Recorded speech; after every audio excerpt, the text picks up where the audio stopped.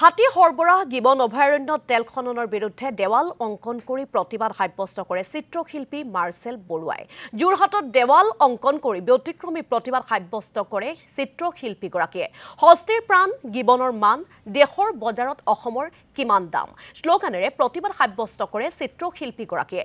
জৈৱ বৈচিত্ৰ্যৰে ভৰপূৰ গিবন অভয়াৰণ্যত বেদান্ত গ্ৰুপক তেল খননৰ অনুমতি প্ৰদান কৰাৰ বিৰুদ্ধে প্ৰতিবাদ অব্যাহত ৰাখিছে বিভিন্ন দল সংগঠনৰ লগতে যোৰহাটবাসীয়ে। কিন্তু ৰাইজৰ প্ৰতিবাদৰ প্ৰতি কোনো সঁহাৰি নাই সংশ্লিষ্ট কৰ্তৃপক্ষৰ। ছবিৰে প্ৰতিবাদ কৰি যদি পুনৰ জেল যাব লাগে তাৰ বাবে কুণ্ঠাবোধ নকৰে বুলি মন্তব্য প্ৰকাশ কৰিছে চিত্ৰশিল্পী মাৰ্চেল বৰুৱাই। প্ৰকৃতিক লৈ মই কেতিয়াও কম্প্ৰমাইজ নকৰোঁ। ছবি আঁকিমেই, আকৌ পাৰ্মিশ্যন দি দিছে, অনাগত দিনতো আঁকি যাম। যিমান পাৰোঁ মই চেষ্টা কৰিম ছবিৰ জৰিয়তে মানুহক সজাগ কৰিবলৈ এবাৰ্তা।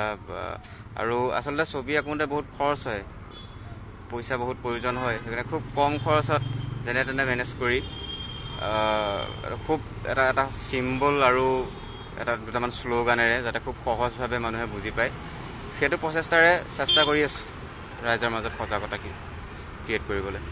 আজিৰ বাৰ্তাটো হৈছে হাতী যে লৈ গৈ আছে তাক লৈ আৰু গিবনক লৈ, এই দুটা ইছ্যুক লৈ পেলাই মই আঁকিছোঁ।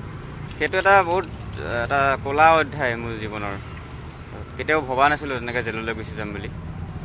আৰু মই ছবি আঁকি যাম, ছবি আঁকিলে যদি জেললৈ যাব লগা হয় আকৌ যাম।